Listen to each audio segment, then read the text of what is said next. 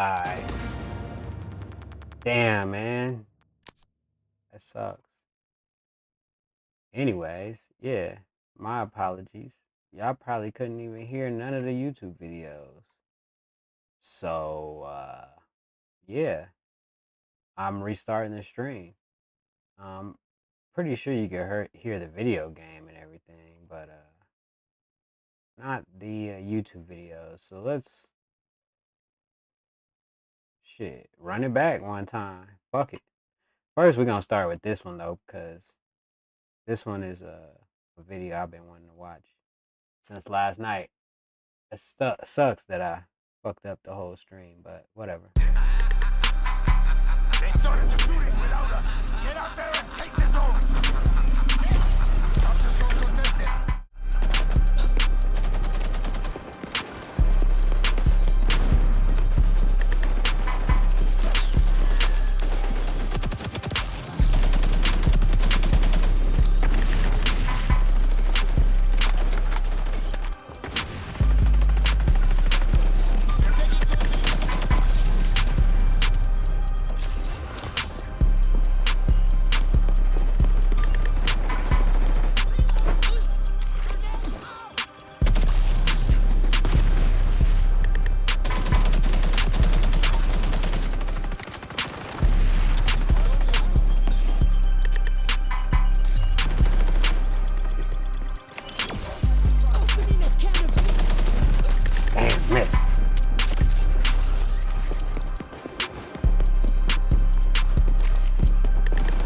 Sucks.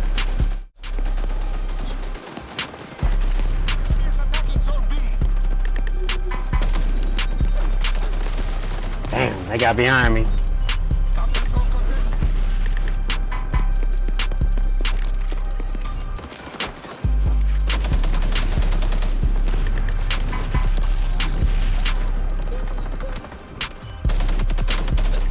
Wow.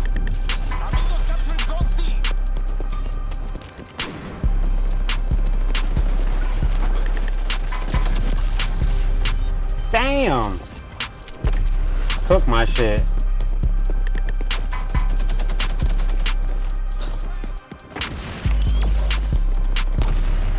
Can't see shit.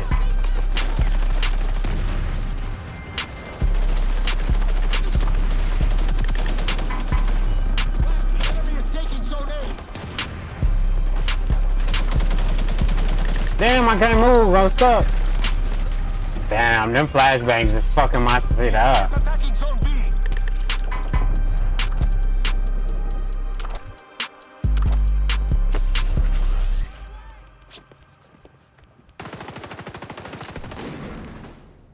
Where the fuck is the flashbang?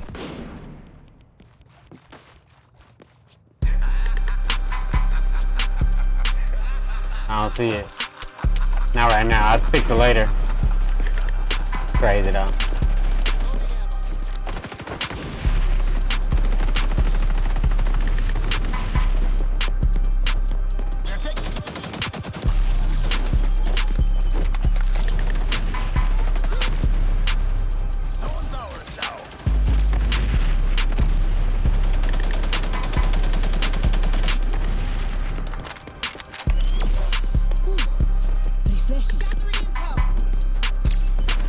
Damn, I should have stayed into the cut.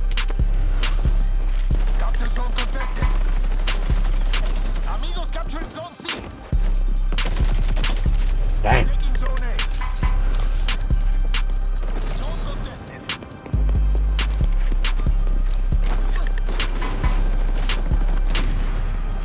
That's crazy. All four of them motherfuckers was over there.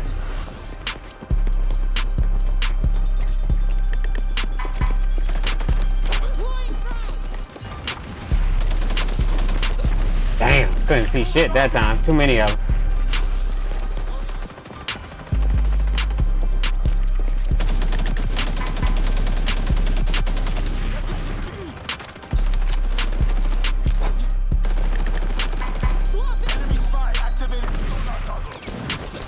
Damn, what the fuck?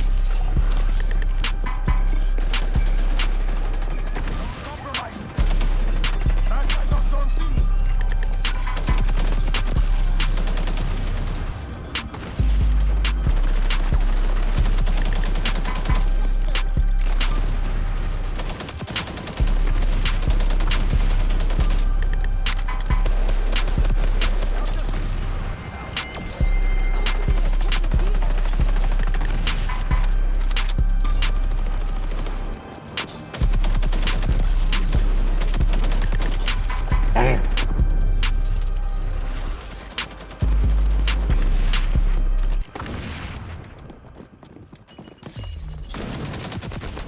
Damn! Motherfucker saw me, I saw him, couldn't do nothing about it.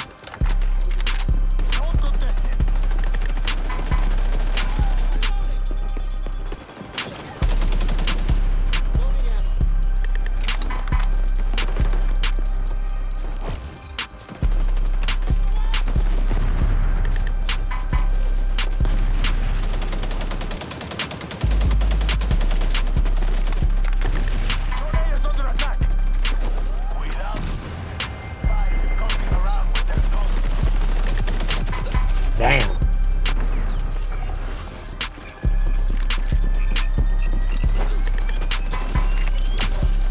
Our guerrillas are up. Zombie is in danger. Damn. That's not great.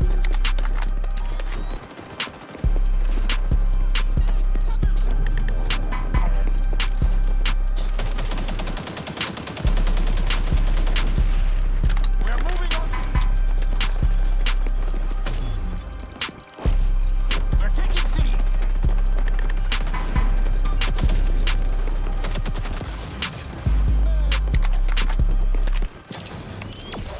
Opening a can of healer.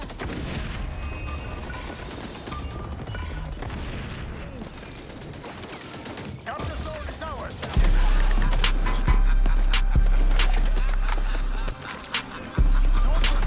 Oh shit, shotgun.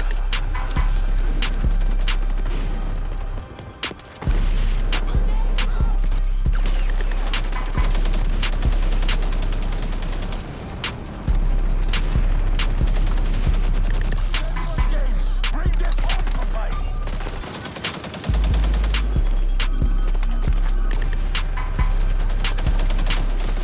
Running out of time. Turn this around, combine.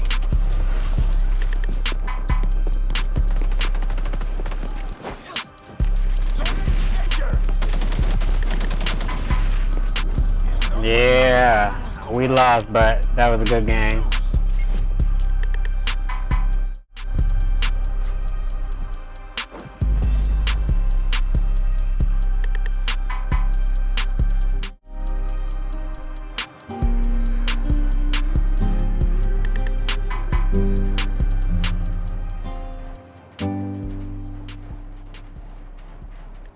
Hey, what's up, guys? He's like, hey, what's up, Today, guys?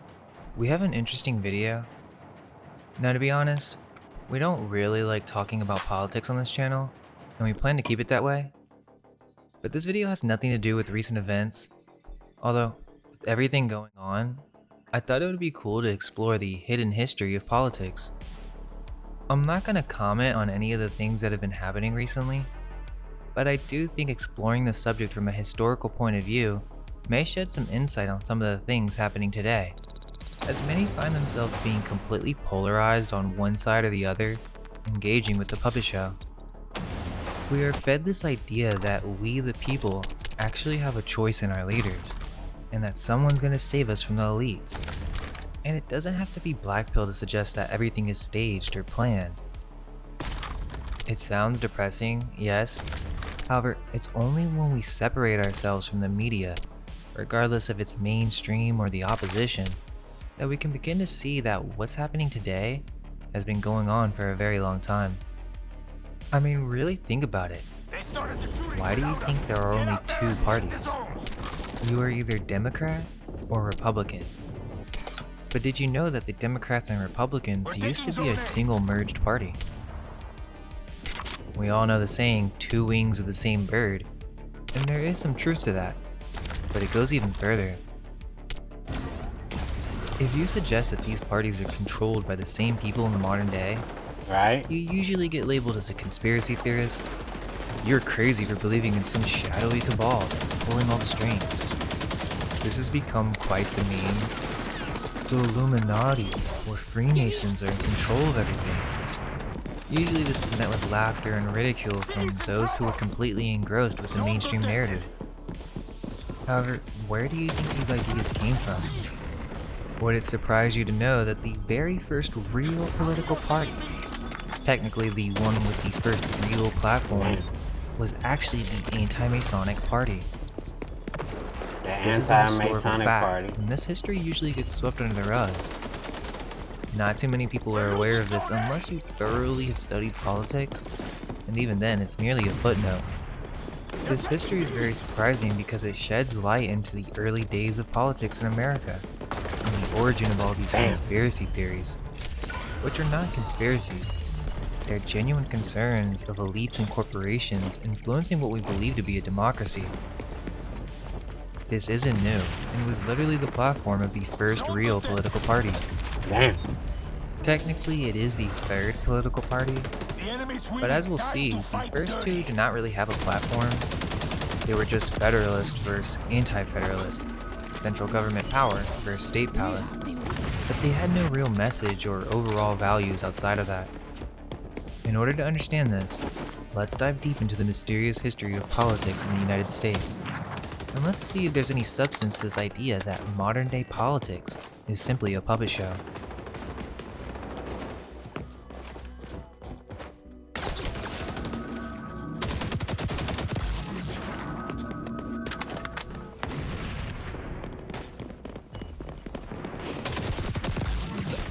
In the ancient world, politics was already shaping societies and dividing people into factions. In Rome, the struggle between the populares and optimates reflected tensions between common people and aristocrats.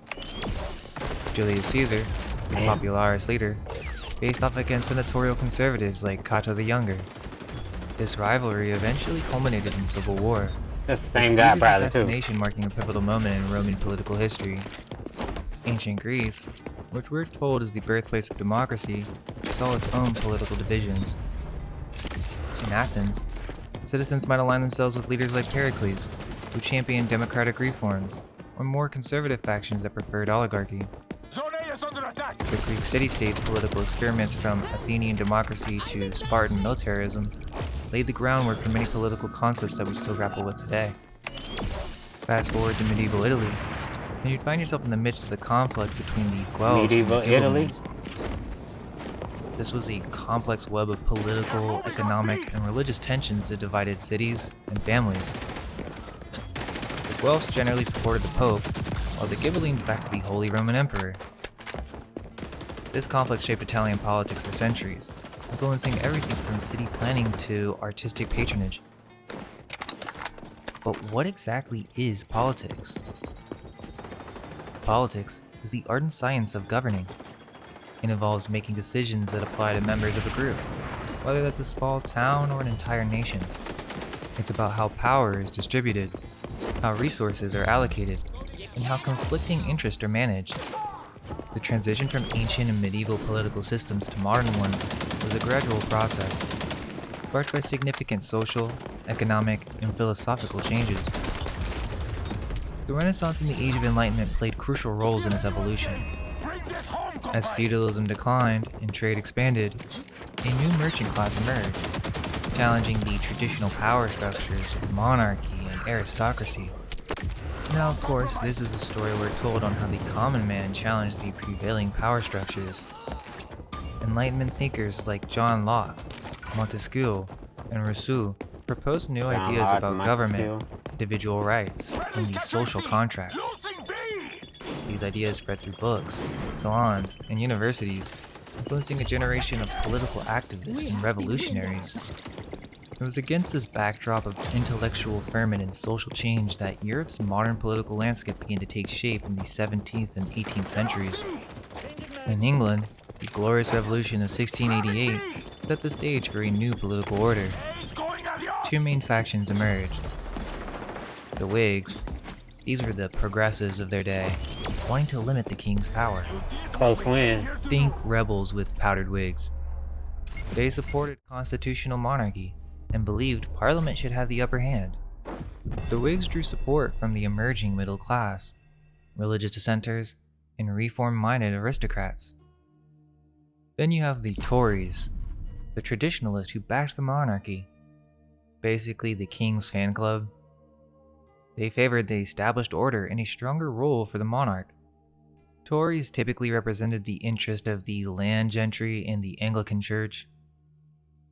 These factions would evolve into Britain's first modern political parties, setting a precedent for oppositional politics that would influence democracies worldwide. Meanwhile, France was about to experience a political upheaval that would shake Europe to its core. The French Revolution of 1789 brought radical new ideas about citizenship, equality, and the role of government.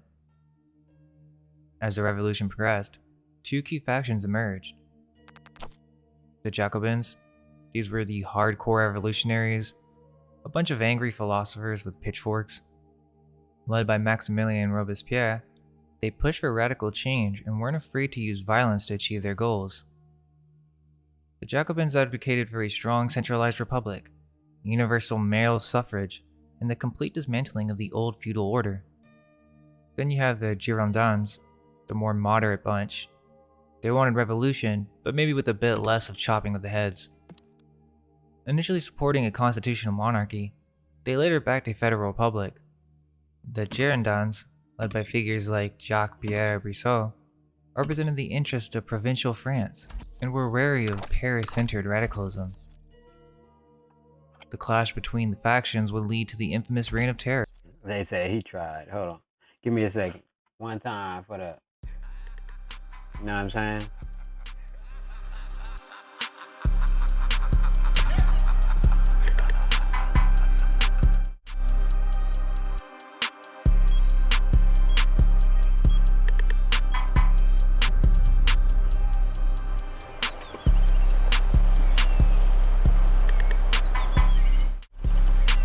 Alright, let's get started.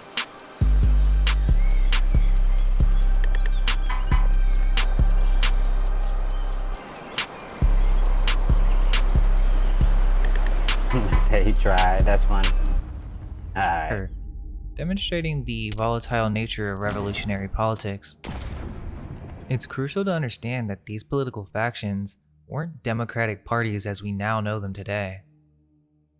Instead, they were primarily manifestations of elite family rivalries and power struggles among the upper classes. The common people had little direct say in these conflicts. Whether it was the Guelphs and the Ghibellines of medieval Italy, or the Whigs and Tories of the 17th century England, these groups represented competing interests with the nobility, wealthy landowners, and emerging merchant classes. While they sometimes claimed to champion broader causes, at their core, these factions were about which group of elites would hold power. The idea of mass political participation was still centuries away. These European political developments would go on to heavily influence the formation of political parties in the United States. The American founding fathers, well versed in Enlightenment philosophy and keenly aware of European political struggles, sought to create a system that would prevent the excesses that they saw across the Atlantic, while still ensuring a government responsive to the people's will, or so we're told. Because as we delve deeper into these elite-controlled factions, an intriguing connection emerges with the rise of Freemasonry. The first Grand Lodge of England was established in 1717, at the height of the Whig and Tory rivalries. Notably, many prominent Whig politicians were Freemasons, including Sir Robert Walpole, often considered Britain's first Prime Minister. Some historians suggest that the Whigs, with their emphasis on progress and reform, aligned more closely with Masonic principles of enlightenment and brotherhood. Damn, almost. In France, Masonic lodges became hotbeds of revolutionary thought, attracting intellectuals who would play later key roles in the French Revolution. The Jacobins in particular have been linked to Freemasonry. We are told that the Phrygian cap was just a liberty cap. However, The Phrygian its cap, roots have yeah. deep occult connections and has been associated with secret societies since ancient times. The Jacobins might just be the final act in a Damn. centuries-long plot to overthrow the old order. According to Abbé Augustin Barruel, a French Jesuit priest, the Jacobins were far more than just a radical political club. Barruel claims that the Jacobins were the culmination of a vast, intricate conspiracy involving philosophers, Freemasons, and the mysterious order of the Illuminati. A spider's web of secret societies and hidden agendas, all converging on the Jacobin Club in revolutionary Paris. Barruel argued that the Jacobins were essentially a front for this grand coalition of conspirators. They were the adepts of impiety, the adepts of rebellion, and the adepts of anarchy, all rolled into one. The Jacobins were the muscle that finally implemented the long-held dreams of the philosophers and secret societies. While Voltaire and Rousseau laid the intellectual groundwork and the Freemasons and Illuminati worked behind the scenes, Damn. the Jacobins took center stage to bring down the monarchy and the church in a spectacularly bloody fashion. But the thing is that Barruel claimed that the Jacobins were using the same secretive hierarchical structure as the Freemasons and the Illuminati. Could the Jacobin Club have been just another lodge in this vast Damn, conspiracy, bro. hiding in plain sight? Maximilien Robespierre, the infamous leader of the Jacobins, has been suggested to be a Freemason. While concrete evidence of his Masonic membership remains elusive, many researchers point to compelling circumstantial links between Robespierre and Freemasonry. One of the most intriguing connections is Robespierre's establishment of the Cult of the Supreme Being, this Damn, right theistic behind me. belief system, which briefly became the state religion during the French Revolution, and incorporated symbolism that bears striking similarities to Masonic imagery. Moreover, the very structure and rituals of the Cult of the Supreme Being seem to echo Masonic practices. The emphasis on reason, virtue, and the supreme architect of the universe aligns closely with Damn. Masonic philosophy. Some historians argue that Robespierre may have been attempting to create a public version of Masonic ideals through this new cult. Robespierre's political ideologies, his approach to governance, and even his rhetorical style bear the hallmarks of Masonic influence. The secrecy surrounding Robespierre's personal life and the destruction of many documents during the Thermidorian reaction have only fueled speculation. The Jacobins' famous slogan, "Liberty, Equality, Fraternity," takes on a sinister new meaning in this light. Could it have been a Masonic code all along, hidden in the heart of the French Revolution? Damn, I missed all While those mainstream fucking shots. historians might scoff at these ideas, Barruel's work invites us to look beneath the surface of the French Revolution. Were the Jacobins really the puppet masters? Or were they themselves puppets in a game that had been played out for decades, if not centuries? While the exact influence of Freemasonry on these political movements is debated and often veiled in secrecy, the overlap between political and Masonic membership is undeniable. As we turn to the formation of the first US political parties, it's crucial to consider how these European political and fraternal traditions, including the possible Masonic influences, may have shaped the thinking of America's founding fathers, many of whom were known Freemasons. As Europe's political experiments were coming to an end, the American founding fathers were taking notes. They cherry-picked the best ideas, Montesquieu's separation of powers, the British Parliament's checks and balances, and the concept of opposing parties. But they didn't stop there. They conveniently mixed in some Masonic principles of brotherhood and enlightenment, sprinkled in some revolutionary spirit of the Jacobins, and topped it all off with a heavy dose of rugged individualism and distrust of centralized power. The result was a political system that looks all American on the outside, but with a European feeling. Sure, we're told it's a carefully balanced republic, mixing elite power with the common man's voice.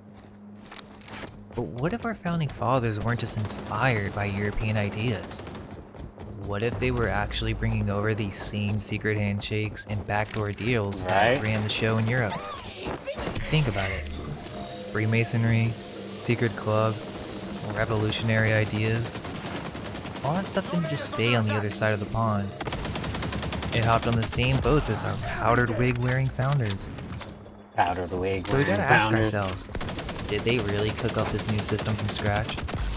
Or were they just setting the table for these same old power players, just with a new menu? Play it cool, but this close to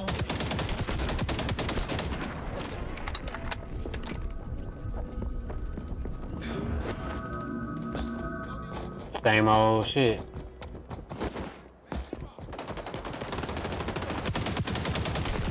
It's no secret that many of our founding fathers were Freemasons, but just how deep did this influence go? George Washington, the OG Mason president. He was initiated in almost had him off. 1752 and even laid the cornerstone of the US Capitol in full Masonic regalia. GG, good game now. Washington even invoked a great spirit in the sky when he founded the city that would bear his name. I'll be right back. Give me 1 second.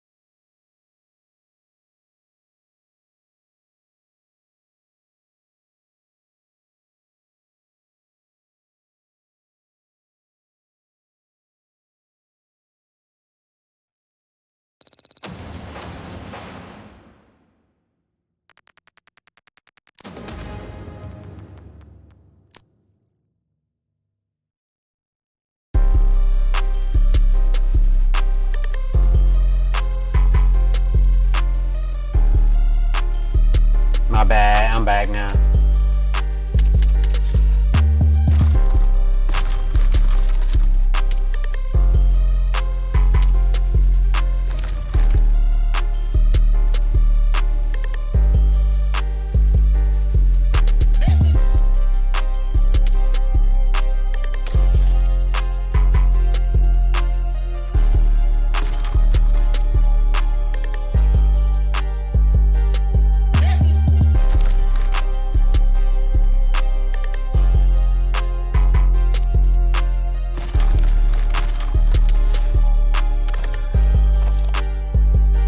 Yeah. Hey.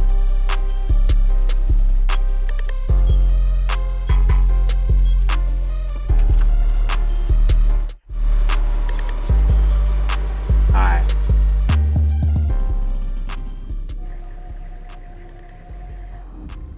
Benjamin Franklin, who wasn't just a kite flyer, even though that painting does Kite- have kite Freemasonic flyer. symbolism. In fact, he was a Grand Master Mason who helped write the constitutions of the Freemasons. Oh, and what's up with all those bodies under his basement? John Hancock, who probably practiced his signature at Masonic meetings. Paul Revere, when he wasn't warning about the British, he was serving as Grand Master of the Massachusetts Grand Lodge. John Paul Jones, the father of the American Navy, was raising sails in Masonic degrees.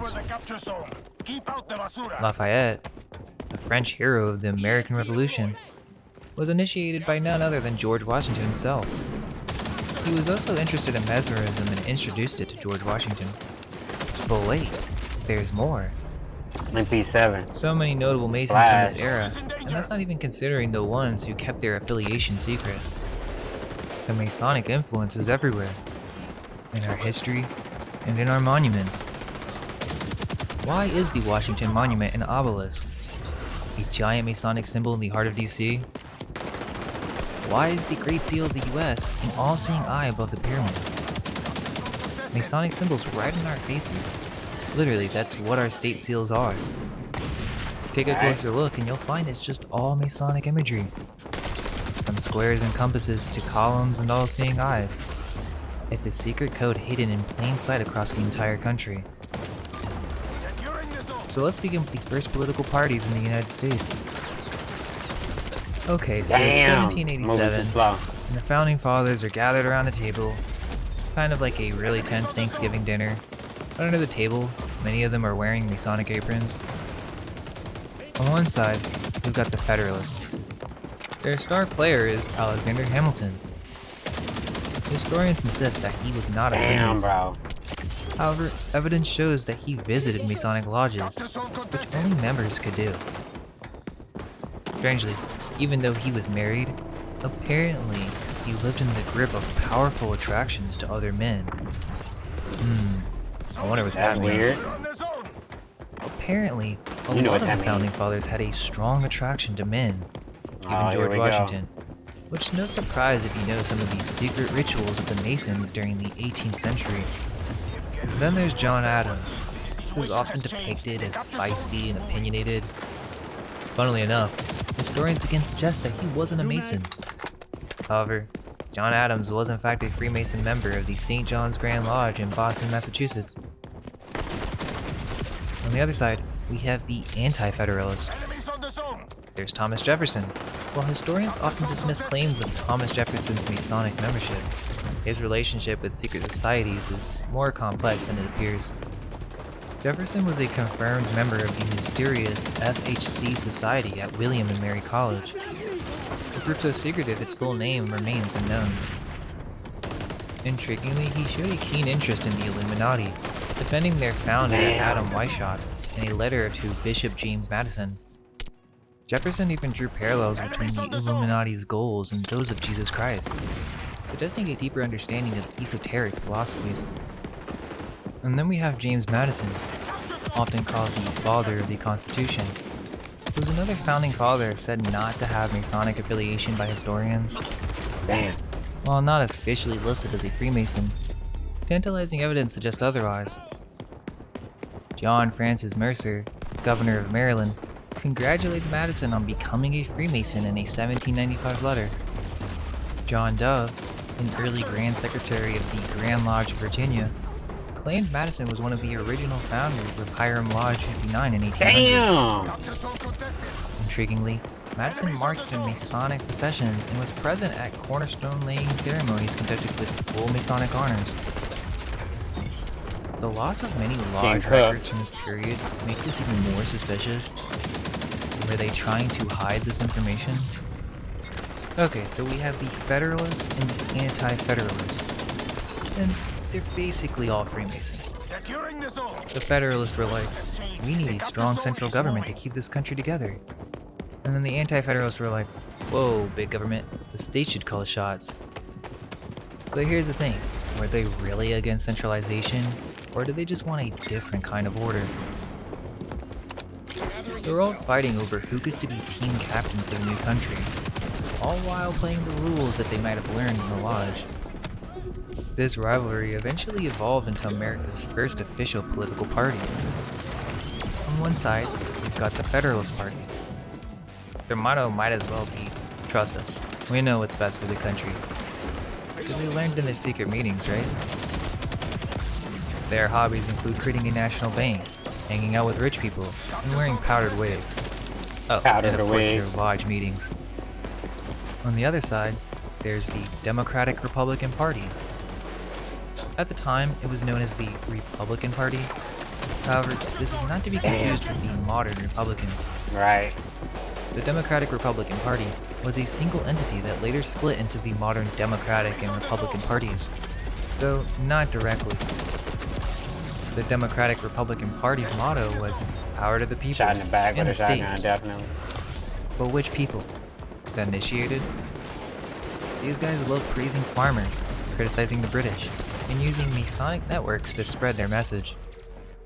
The big picture here is that America apparently started out trying to avoid political parties, but ended up creating a two-party system in a very short period of time. It seems like they intentionally invented political drama, and we've been binge-watching ever since. binge watching ever since.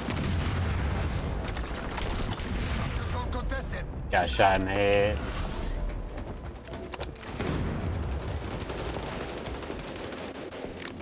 The situation has changed. The capture Interestingly, zone- the era of good feelings all revolves around the War of 1812, which seems to be the point of a great reset in the United States. This conflict, often overlooked in our history books, might have been more pivotal than we're led to believe. After the War of 1812, the Federalist Party, the original elite political party, suddenly crumbled. But why? On the surface, we're told it was due to their opposition to the war, which made them appear unpatriotic. But could there be more to the story? Well, the War of 1812 saw the burning of Washington, D.C., including the White House and the Capitol. In the aftermath, we see a rapid decline of the Federalists and a rise of Masonic influence in rebuilding efforts. Is it a mere coincidence that many of the architects and planners involved in the Reconstruction were Freemasons?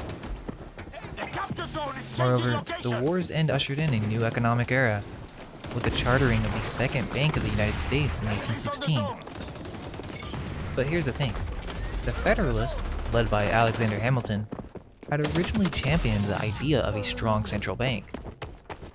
They established the first Bank of the United States in 1791. The Democratic Republicans, on the other hand, initially opposed the idea, viewing it as unconstitutional and a threat to state rights. But after the War of 1812, something strange happened. The Democratic Republican controlled Congress and presidency under James Madison. Yes, the same party that had opposed central banking, chartered the Second Bank of the United Can't see States. shit. It was as if the Democratic Republicans had adopted a key Federalist policy just as the Federalist Party itself was fading into obscurity. This begs the question, who really stood to gain from this new financial order? Was this shift a result of wartime pragmatism? Or were there unseen forces at work manipulating both parties to serve a hidden agenda? By 1816, the Federalist Party couldn't even field a presidential candidate. Was this truly just political unpopularity? Or had they served their purpose in introducing the concept of central banking, only to be discarded once the Democratic Republicans could be brought around to the idea? The central bank was the central government. So the real story of the Federalist decline, the Democratic Republican shift on banking policy, and the subsequent era of Damn. good feelings may be hidden in the shadows of secret societies and backroom deals. Could this period represent not just a political realignment, but a consolidation of power by financial elites and secret societies, now able to influence policy regardless of which party held power? After the War of 1812, the Federalists and the Democratic Republicans essentially Blowing up emerged, on my own ending shit. the first party system in the United States. As the second party system emerged in 1824 to 1828, We the win Democratic again. Republican Party split into two factions. The Jacksonian faction, which evolved into the modern Democratic Party in the 1830s, and the Henry Clay faction, One more second, you know, why not? Shit. Ain't shit else going on.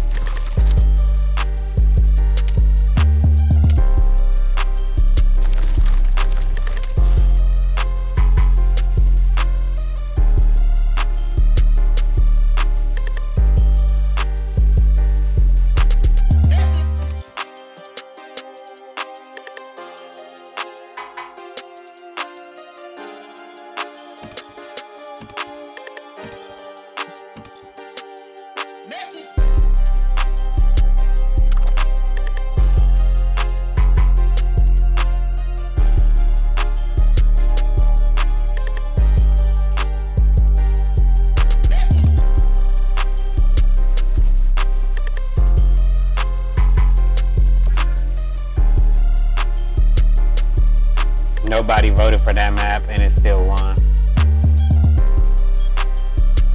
That's crazy.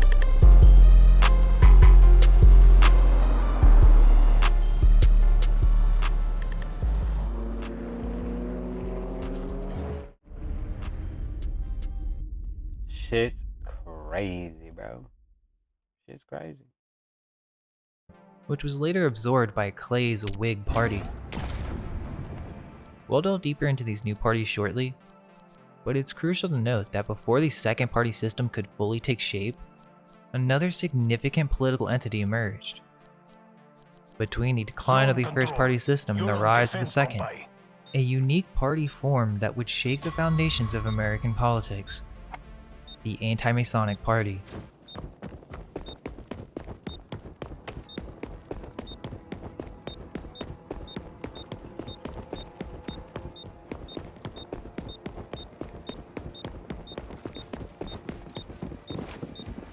Interestingly, modern Freemasons often point to this period as the origin of many conspiracy theories about their organization secretly controlling government.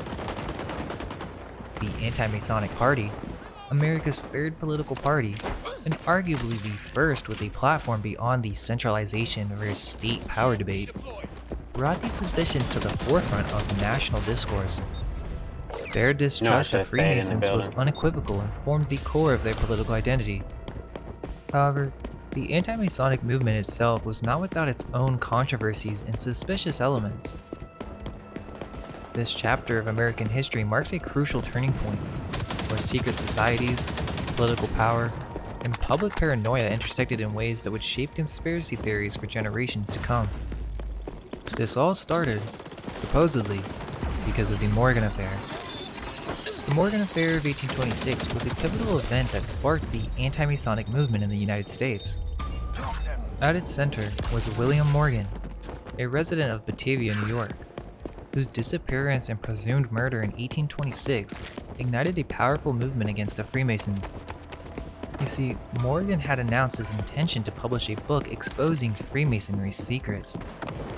He was going to publish an expose titled Illustrations of Masonry, critical of the Freemasons and revealing their secret degree ceremonies in detail. Then, he was arrested on trumped-up charges. We have the win. Now keep in mind, William Morgan was a Freemason himself. He was a former member of the Eastern Star Lodge, and even attempted to form a Royal Arch chapter in Batavia, but was rejected by local Masons. It was this that led him to retaliate, and supposedly, he threatened to expose all of Mason's secrets. However, the strange part about this is, then why would you collaborate with a news publisher, David Miller, in order to announce that you're going to be doing this? Seems a little suspicious. Because, immediately after this announcement, Freemasons took immediate action against Morgan and Miller. Apparently they attempted to burn Miller's newspaper office, and then Morgan was arrested on charges of theft, which was widely believed to be fabricated. On September 11, 1826, Morgan was arrested for supposed non-payment of a loan and allegedly stealing a shirt and a tie. On September 12, 1826, Morgan was released from jail by two men claiming to have paid his debt. He was last seen being forced into a carriage. This caused an immediate uproar, and despite extensive searches and a substantial reward offered by Governor DeWitt Clinton, no body was ever found. And keep in mind, Governor Clinton was himself a Grand Master Mason. Damn. The Morgan Affair ignited widespread anti-Masonic sentiment, culminating in the formation of the Anti-Masonic Party in 1828. This controversy lasted nearly 2 decades into the late 1840s, and was a pivotal factor in Freemasonry's apparent decline. However, it's possible this period marked not only a true decline, but a strategic retreat into greater secrecy. The Freemasons may have used this turbulent time to shed their past stigma and recalibrate their public image. Intriguingly, despite Morgan's disappearance, his expose was still published by Miller. Press the button and nothing happened. This does raise questions about the true nature of the incident. Was it really a genuine attempt at suppression? or a calculated PR maneuver. If absolute secrecy was the goal, surely they would have silenced Miller as well. It's crucial to note that Morgan's book only unveils the first 3 degrees of I Freemasonry, got killed by a the proximity Blue mine? Lodge degrees. Crazy, bro. Having been I hate rejected from these the fucking Royal Arch things. degree, Morgan couldn't reveal Freemasonry's deepest secrets. This selective transparency might have been a strategic move, allowing lower degree practices to be exposed to dispel broader suspicions while protecting the truly sensitive information of higher degrees. But even these lower degree rituals are bizarrely incongruous with the public personas of the politicians and elites associated with them. The practices described are strange and archaic. You have elaborate initiation rituals involving blindfolds, symbolic objects, and solemn oaths, Get here, to me. sacred handshakes, passwords, and gestures for Where the identification. fuck was he at? Dramatic esoteric reenactments, like Hiram Abiff's murder. A degree system with Abiff. escalating complexity and symbolism. Emphasis on secrecy about the group's practices. A blend of multiple religious elements with moral teachings. References to ancient history and architecture, particularly Solomon's Temple. Odd physical postures and movements in ceremonies. Anachronistic roles and titles. And finally, mixture of practical morality Damn, bro. with esoteric symbolism and mysticism. Now, these Blue Lodge degrees are relatively accessible, leading some to dismiss Freemasonry as merely a benign social club focused on Right. self-improvement and philanthropy.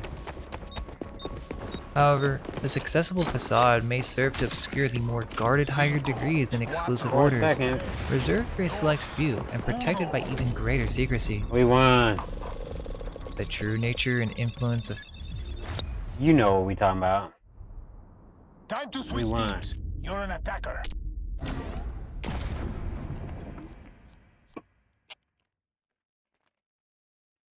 Alright, my bad. Freemasonry may lie in these hidden echelons, far from public scrutiny. The Anti-Masonic Party emerged as the first significant opposition to Andrew Jackson's Democratic Party, marking a crucial moment in American political history. As the first third party in United States history to seriously contest elections on a national scale, it set the stage for future political movements. Initially, the Anti-Masons positioned themselves as the antithesis to the Jacksonian Democrats, who were perceived as closely aligned with Freemasonry. That's This cool. stance was particularly interesting given that Jackson himself was a prominent Freemason. Jackstonian. Go get Bozo. Interestingly, the Anti-Masonic Party introduced several political innovations, most notably the concept of national nominating conventions, holding the first one for a presidential candidate in 1831. While the Anti-Masonic Party initially focused on opposition to Freemasonry, it soon broadened its platform to include other reform issues, expanding its appeal. On the surface, this conflict was portrayed as a struggle between the common man and the elite. However, is that really the full story?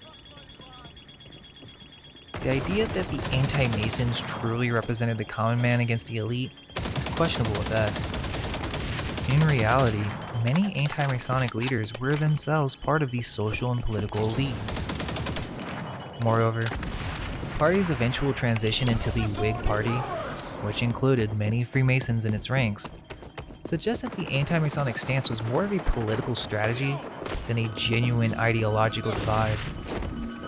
This transformation from the anti-Masonic Party to the Whig Party is crucial to understanding the evolution of American political parties.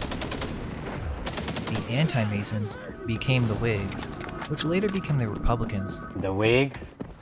This transition occurred in the mid-1830s as the anti-Masonic Party began to supposedly lose momentum. Several prominent anti-Masonic leaders played key roles in the merger. William H. Seward, former anti-Masonic governor of New York, became a leading Whig and later a Republican. Thaddeus Stevens, a staunch anti-Mason from Pennsylvania, transitioned to the Whig Party and eventually became a Republican leader. We're about to outperform the bad Millard guys. Fillmore, who started his political career as an anti-Mason, became a Whig and later the 13th U.S. president. Yeah. think we won. John Something Quincy happened. Adams, while not originally an anti-Mason, People will remember allied that with the one. party and then became a key figure in the Whig Party. William Wirt, the anti-Masonic presidential candidate in 1832, later aligned with the Whigs. The Whig Party formed as a coalition of anti-Masons, National Republicans, and other groups opposed to Andrew Jackson's policies. This merger allowed former anti-Masons to broaden their political influence beyond the single issue of opposing Freemasonry. So first, it was anti-Masons versus Democrats, or basically anti-Masons versus Freemasons. Then the anti-Masons became the Whigs, which eventually evolved into the Republican Party. While the Right. Freemasons were primarily associated with Anti-Masons the Democrats, this are the isn't to say Republican that the Party Whigs were nowadays. still anti-Masons. In fact, the anti-Mason stance appears to have been more of a political strategy than a genuine ideological position. After joining the Whig Party, both major parties were significantly influenced by Freemasons.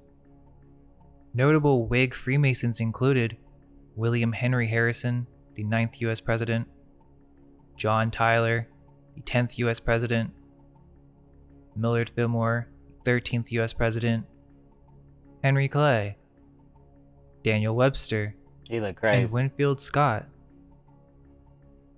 So Freemasonry hidden was hand. deeply embedded in the Whig Party, despite its anti-Masonic origins. The presence of prominent Freemasons in both major parties suggests that the initial anti-Masonic movement may have been more about political maneuvering than genuine opposition to Masonic influence. Right. In essence, the anti-Masons was a charade, simply a front, and the underlying influence of Freemasonry remained a constant, transcending party lines and shaping American politics in ways that were not always apparent to the general public. The origin of Freemasonic crazy. conspiracies in Cooking. America can be traced back to the anti-Masonic Party. Modern Freemasons often dismiss the multitude of leaked 19th century rituals as mere anti-Masonic propaganda. However, what's rarely discussed is the fact that the anti-Masonic movement itself was, ironically, initiated by Freemasons. I would The have called anti-Masonic foul. Party served as a clever cover-up, a means to control and contain the emerging conspiracies. As ex-Freemasons On began defense, revealing I'd have lodge been like, I secrets, fouled you. the creation of the party allowed Masons to manage the narrative. It gave the illusion that the citizens could vote for elites who opposed Freemasonry, while in reality, these opponents were part of the very system they claimed to fight. The inevitable failure of the anti-Masons to gain significant power was, in retrospect, a foregone conclusion.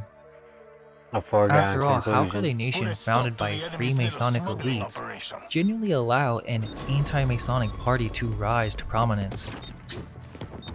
This was, in effect, a masterful example of controlled opposition.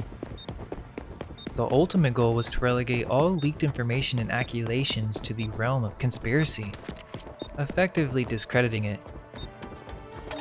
This strategy laid the groundwork for what we now recognize as conspiracy theories in the United States, particularly the concept of a shadowy cabal controlling events from behind the scenes. Looks like we got here late. Make yourself useful. In this light, the anti-Masonic movement appears less as a genuine opposition and more as a sophisticated ploy to shape public perception and control the narrative surrounding secret societies in America. Okay, but this is when things get really bizarre. There's actually a book published in 1895 that's based on the Morgan event and might be revealing of hidden truths about the whole affair. It's this trippy fantasy book, which some of you may have heard of. It's called Edda Dorpa. I'm pretty sure whoever wrote this was on some serious drugs, as many others have concluded. It's a bizarre story, but it doesn't seem to be your typical sci-fi or fantasy novel. Damn. It's more of an occult novel, and the author presents it as if it really happened. Edda Dorpa is Aphrodite spelled backwards, and the Aphrodite first spelled editions of the book were backwards. Okay. distributed privately. The second edition features a pyramid with the Star of David and an X on it, which is common in Freemasonic imagery. Fuck, bro. This book deserves its own video. but I'm bringing it up because it's basically about how William Morgan was initiated into an elite brotherhood after being kidnapped. After In the being book, kidnapped. he's Okay. called The enemy I is Am the creeping up Man, on the check- the main protagonist, who was initially a member of a secret society, implied to be the Freemasons. He threatens to expose their secrets, which leads to his kidnapping, just like the actual Morgan event. Except this time, we learn about what Damn. really happened to Morgan. I'll quickly summarize the story, but let me break down how this is a Freemasonic book disguised as a fantasy novel. The author, John Uri Lloyd, was a pharmacist and a chemist interested in the occult and alchemy. Just backing up. It's not clear if he was a Freemason, but the book's illustrator, J. Augustus Knapp, was a famous Freemasonic illustrator. They cooked Knapp my is shit. It was best 2 of known them. for his esoteric paintings featured in Manly P. Hall's The Secret Teachings of All Ages. Manly P. Hall, my boy. Interestingly, Knapp himself was a Theosophist and an honorary 33rd degree Scottish Rite Freemason. His illustrations for Edda Dorpa are insane and make the story even more intriguing. That alone deeply associates the book with Freemasonry, but the entire story itself is filled with Freemasonic symbolism. The story is told as a history, not a fantasy, and the full name of the book is actually Edda Dorpa, or The End Oh, of that's the my Earth, bad. I wasn't a looking. strange history of a mysterious being and the account of a remarkable journey. The author gets a Man, I was looking at manuscript something from a else. friend named Drury, who's our main character in the story. Now, Drury gets this manuscript from a mysterious man called I Am the Man, or I Am the Man Who Did It. This guy appears out of nowhere, kind of like a ghost, but he's not a ghost. Just some strange old man with superhuman powers. They basically make an agreement that this old man is going to tell Drury an account of what happened to him, which is detailed in this manuscript. Drury is then Damn. supposed to keep it sealed for 30 years They before came. publishing it. So eventually, the old guy, I Am the Man, starts telling him this insane story. But get this old man is William Morgan. It's the same exact story as the historical event, but we get more details and find out what happens to him after the disappearance. So, I Am the Man, aka William Morgan, begins his story by discussing how he grew unsatisfied with conventional knowledge and wanted a deeper understanding of the occult and alchemy.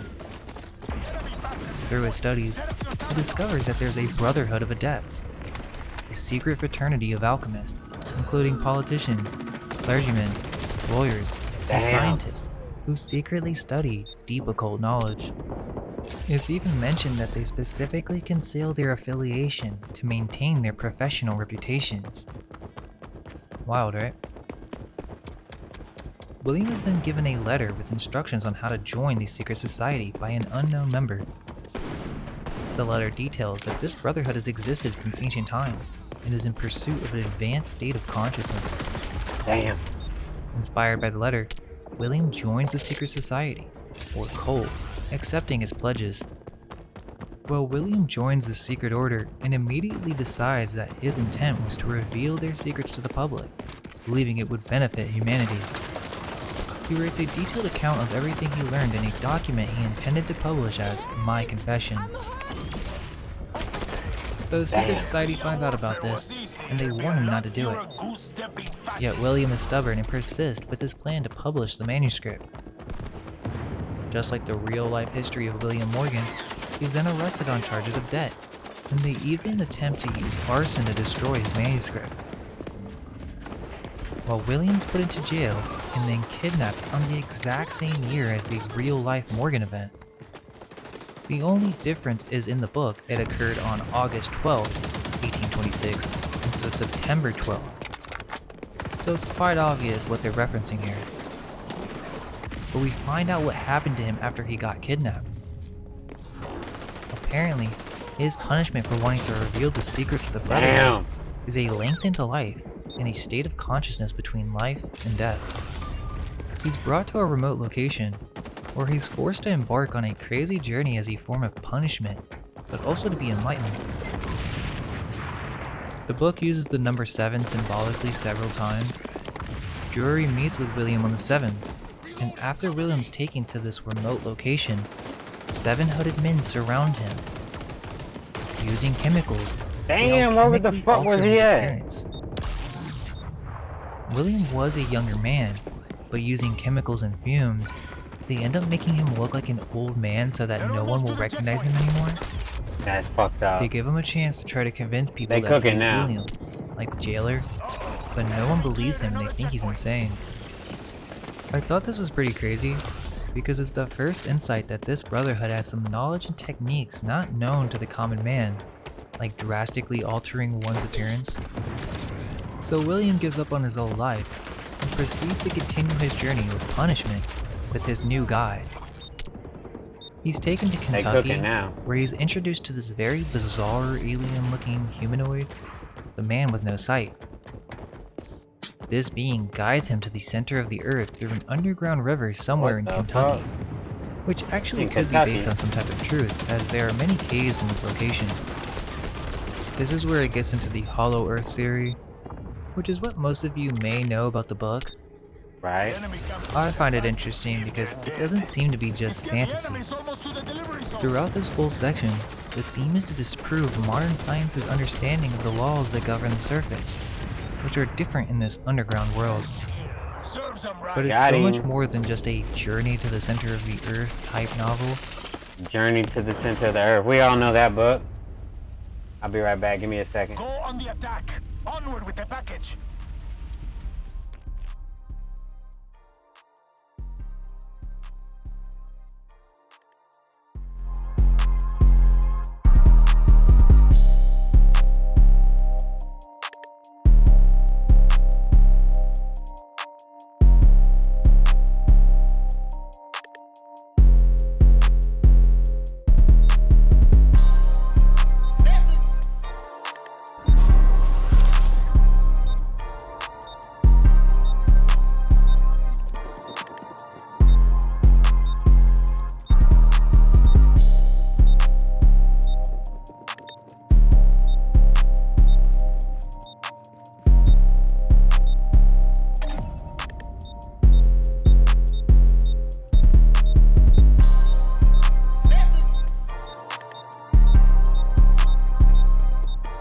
They made it to the delivery zone last time. Now we need to do the same, but faster.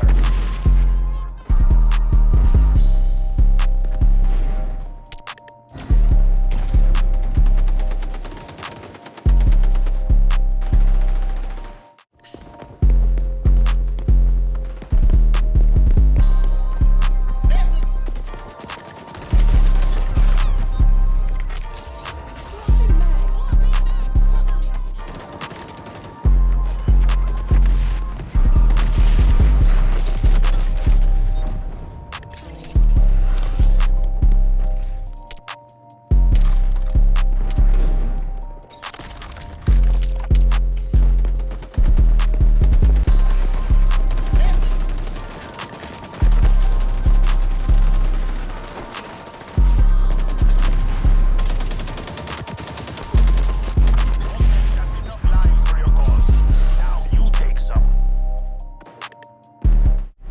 That's on me. My bad.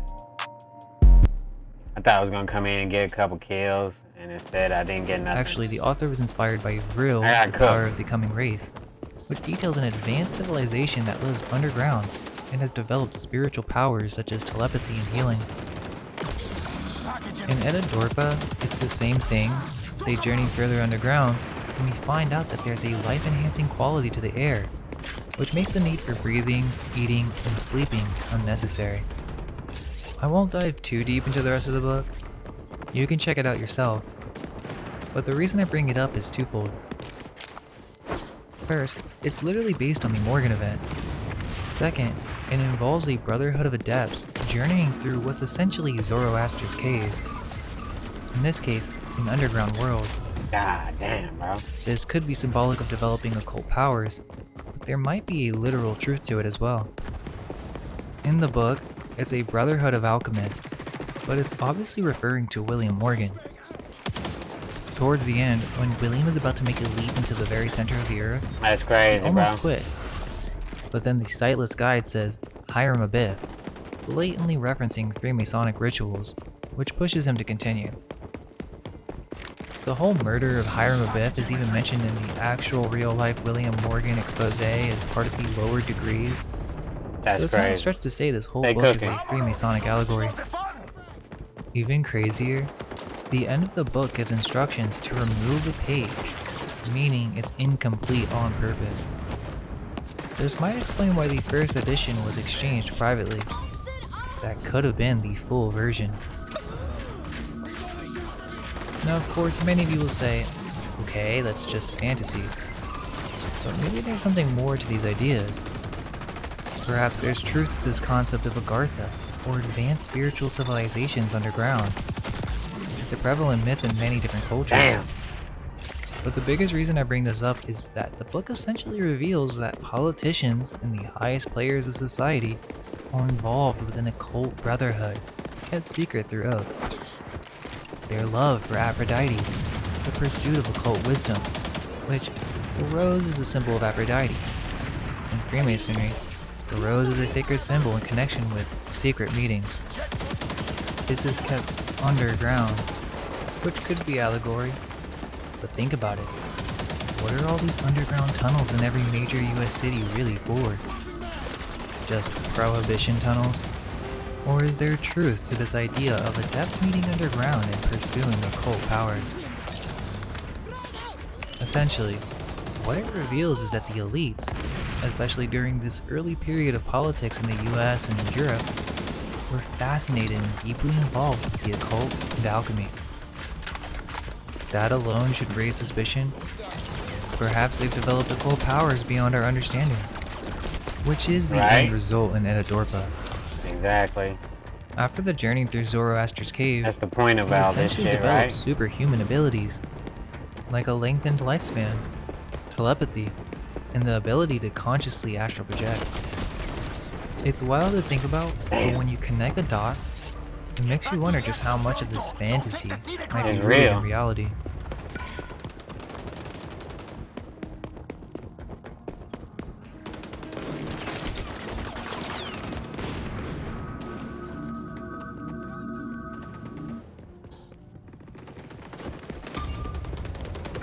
So after the 1830s, I thought I saw Anti-Masonic somebody in Party, the fucking corner once a camping powerful like a force in bitch. American politics, began to crumble. We're told that their singular focus on opposing Freemasonry proved insufficient to sustain a national movement, or perhaps their purpose was fulfilled. As mentioned, many of the Motherfucker. leaders of the Anti-Masonic Party migrated to the Whig Party, which became the next platform to challenge Andrew Jackson's Democrats. The second party system was the Democrats against the Whigs. The Democrats, led by Andrew Jackson, championed the common man, opposed the national bank, favored westward expansion, and supported state rights. They appealed to farmers, laborers, and frontier settlers. The Whigs, on the other hand, supported a national bank, federal funding for internal improvements, and Damn, not that protected motherfucker again. They found support among business owners, bankers, and those favoring a stronger federal government. Package is almost to the checkpoint. However, let's keep in mind that both these parties were heavily influenced, if not controlled, by Freemasons. Andrew Jackson was a high-ranking Freemason and frequently used Masonic symbols and references in his campaigns. His infamous bank war against the Second Bank of the United States could be seen as a conflict between Masonic factions, with the bank itself often perceived as a Masonic institution. On the Whig side, even though they supposedly opposed Jackson, they too harbored many prominent Masons in their ranks. Henry Clay, the main Whig leader, was the Grand Master of Kentucky. William Henry Harrison, the first Whig president, was also a Mason. How can we truly believe these people were fighting each other when they were part of the same brotherhood? God damn, bro. One thing that's very strange, but also revealing in the history of American politics, is the Know Nothing Party. The Know Nothing Party. Okay, what kind of name is that for a party? While most people have never heard of them, and if they have, it's mostly for their anti-immigrant Damn. sentiments. Vámonos, you're missing all the fun. They later became the American Party and believed in a Catholic conspiracy to subvert civil and religious liberty in the United States. But to me, the weirdest part about them is that the members of the party had to belong to the secret order of the Star-Spangled Banner, which was formed in New York City, and soon after, lodges formed in nearly every other major American city. So this was some type of offshoot of Freemasonry, and even stranger, Damn, bro. members, when asked about their nativist Couldn't organization, get the win. were supposed to reply that they knew nothing, hence the name. To join the order, a man had to Hence be the at least name. 21 years old, a Protestant, and willing to obey the order's dictates without question. Okay, so even in mainstream history, we have a secret order forcing their members and political candidates to follow the will of Right. the Brotherhood. That's literally creating puppets, and they know nothing, meaning they have to keep this stuff They a don't secret. care. I mean, how blatant can you be? It's almost like they're not even trying to hide the fact that a secret society was pulling the strings of a major political movement. I mean, it's right there in the history books. It makes you wonder, if this is what they were doing openly, what else might have been going on behind the scenes? Perhaps one of the most intriguing aspects of this era was the growing interest in spiritualism and occult practices among political figures. This trend is often overlooked in mainstream historical accounts. William Henry Harrison, the first Whig president, was known to have an interest in esoteric matters. His inaugural address, the longest in history, was filled with classical The longest and in what some history. interpret as Masonic references. His sudden death after just 31 days in office sparked rumors of a Masonic curse. The Masonic curse was said to affect those who betray Masonic secrets or work against Masonic interests.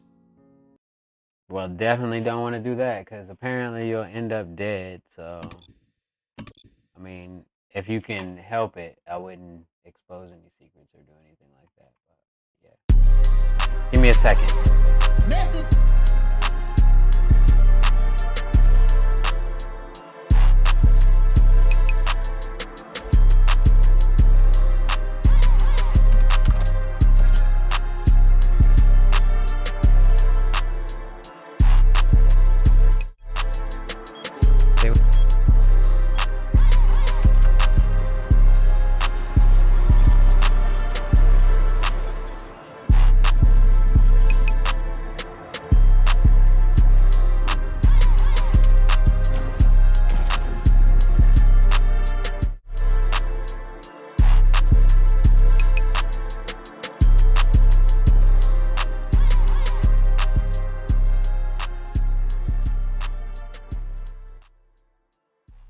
They would face supernatural retribution. Hotshot. In Harrison's case, some speculated that his short presidency was a result of angering Masonic forces. But it was during the Pierce and Buchanan administrations that spiritualism truly took a hold in Washington. Franklin Pierce, grieving the loss of his son, participated in seances in the White House. His wife, Jane Pierce, was known to consult mediums regularly, seeking to communicate with their deceased child. James Buchanan, though not a spiritualist himself, was surrounded by those who were. His niece and de facto First Lady, Harriet Lane, was fascinated by the movement. The White House during this period became a hub for mediums and seances, with politicians and their wives frequently participating. Even Abraham Lincoln attended seances at the behest of his wife, Mary Todd Lincoln. She became deeply involved in spiritualism after the death of their son, Willie, often inviting mediums to the White House to conduct seances. Actually, William Seward, Lincoln's Secretary of State, petitioned Congress on behalf of spiritualists to fund research into spirit communication. The rise of spiritualism in America can be traced back to the Fox sisters in 1848. Kate and Margaret Fox claimed they could communicate with spirits through a series of knocks. Their demonstrations caught the public's imagination and sparked the spiritualist movement. President Millard Fillmore intrigued by these claims, invited the Fox sisters to the White House in 1852 for a demonstration of their purported abilities.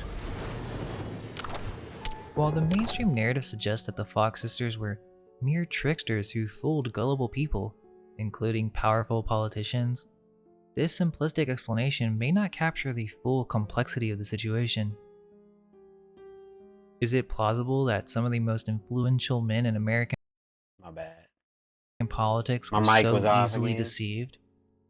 Perhaps the Fox sisters' story serves as a convenient cover for the deeper occult interest of the political elite. The sisters' eventual confession of fraud led many to dismiss the entire spiritualist movement as a hoax. However, this overlooks a crucial fact. Occult rituals and seances were indeed conducted multiple times within the White House, regardless of their efficacy. The point isn't Right. whether these practices were real, but rather that the nation's leaders were actively engaging in attempts to communicate with spirits. This aligns suspiciously well with one of Freemasonry's fuck? purported secrets: the ability to converse with angels and higher beings for guidance. Could the public narrative of grieving first ladies trying to contact deceased children be a smokescreen for more esoteric practices? It's worth considering that a sudden interest in seances seems unlikely without prior familiarity with occult concepts. Furthermore, the timing of the spiritualist movement's rise coincides with Freemasonry's need to rebuild its public image after the anti-Masonic Wow, bro. 2 people shooting me every time. the spiritualist movement have been a way to normalize certain occult ideas, or to perceive them as a simple trick in the public consciousness, making Masonic occult practices seem less likely to be real. Activating sonar. Well, obviously we can't prove that the Fox sisters were part of a larger cover-up. Their story certainly provides a convenient narrative that distracts from the undeniable fact that occult practices were indeed occurring at the highest levels of government, rooted in traditions and beliefs that long predated the spiritualist movement. As the nation expanded westward, Freemasonry Wow. played a significant role. Every time I Concept of fucking look, manifest destiny, it's 2 people championed trying to by the kill me. Democrats, resonated with Masonic ideals of spreading light and civilization. James K. Polk, another Masonic president, oversaw the massive territorial gains of the Mexican-American War. During this conflict, military lodges proliferated among American troops. These lodges served not only as social outlets for soldiers, but also as a means of spreading Masonic influence into newly acquired territories.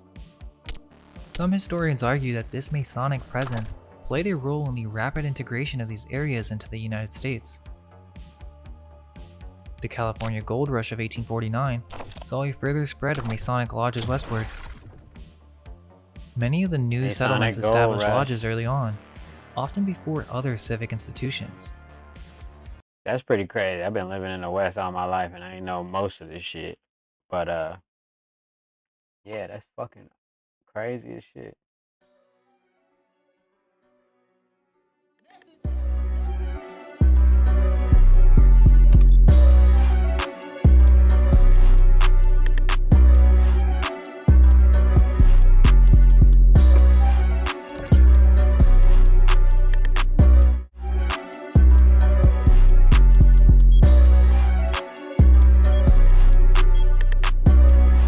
Real gains of the Mexican-American War. During this conflict, Alright, let's get back to this. military lodges proliferated among American troops. These lodges served not only as social outlets for soldiers, but also as a means of spreading Masonic influence into newly acquired territories. Some historians argue that this Masonic presence played a role in the rapid integration of these areas into the United States. The California Gold Rush of 1849 saw a further spread need to rebuild its public image after the anti-Masonic period. Could the spiritualist movement have been a way to normalize certain occult The ideas, California or Gold to Rush. perceive them as a simple trick in the public consciousness, making Masonic occult practices seem less likely to be real? Well, obviously we can't prove that the Fox sisters were part of a larger cover-up. The story certainly provides a convenient narrative that distracts from the undeniable fact that occult practices were indeed occurring at the highest levels of government, rooted in traditions and beliefs that long predated the spiritualist movement. As the nation expanded westward, Freemasonry played a significant role. The concept of manifest destiny, championed by the Democrats, resonated with Masonic ideals of spreading light and civilization. James K. Polk, another Masonic president, oversaw the massive territorial gains of the Mexican-American War. During this conflict, military lodges proliferated among American troops. These lodges served not only as social outlets for soldiers, but also as a means of spreading Masonic influence into newly acquired territories. Some historians argue that this Masonic presence played a role in the rapid Motherfucker already integration of hopped in the areas into corner. the United States. The California Gold Rush of 1849 saw a further spread of Masonic lodges westward. Many of the new settlements established lodges early on, often before other civic institutions. Why was Freemasonry so important in establishing order in frontier societies?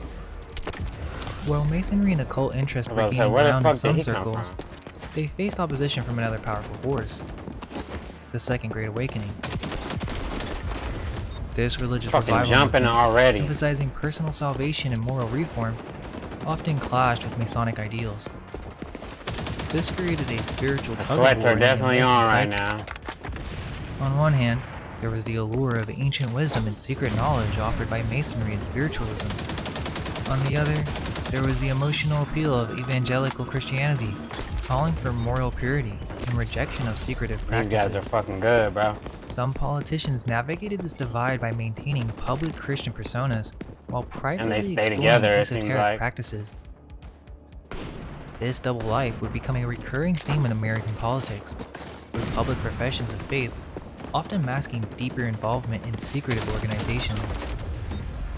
The Nothing second I party can do system right laid now. the groundwork for much of what we see Getting in modern cooked. American politics. The Masonic and occult undercurrents of this period established patterns of hidden influence that would persist long after the Whig Party's demise. As the 1850s progressed, the Whig Party began to fracture over the issue of slavery. This division, coupled with the rise of nativism and the controversy over the Kansas-Nebraska Act, led to the party's collapse. From its ashes rose the Republican Party in 1854, absorbing many former Whigs, Free Soilers, and What the anti-slavery fuck, bro? I can't Democrats. hit this shit? The transition from Whigs to Republicans did not diminish the influence of Freemasonry in The politics. enemy is taking Zone A.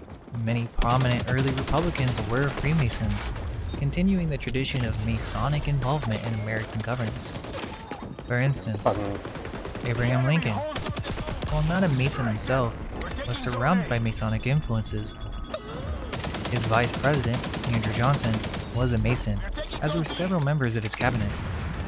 James Garfield, the 20th president and a Republican, was a Master Mason and a member of Magnolia Lodge No. 20 in Columbus, Ohio. Amigos capturing Zone C. William McKinley, the 25th president, was also a devoted Mason, having received his degrees in Hiram Lodge No. 21 in Winchester, Virginia. Theodore Roosevelt, 26th president, was a member of Massanutten Lodge No. 806 in Oyster Bay, New York. These are just a few examples of the continued Masonic presence in the Republican Party. The shift from Whigs to Republicans did not represent got a break every from fucking Masonic zone. influence, Zone but compromised. rather a continuation of it under a new political banner. motherfuckers just jumping around. That's crazy. We're taking But yeah, in a minute I'm finna hop off, do some other shit. Cause all the fucking sweats is on this shit today. The second party system collapsed. Motherfucker after the rocking around Kansas-Nebraska full Act of speed with a 1854. shotgun. Shit This crazy. act effectively repealed the Missouri Compromise of 1820, allowing new states to decide for themselves whether to permit slavery. This upset the Whigs because it reopened the issue of slavery expansion, which the party had been struggling to navigate. The Whig Party, unable to maintain a unified stance on slavery, began to disintegrate.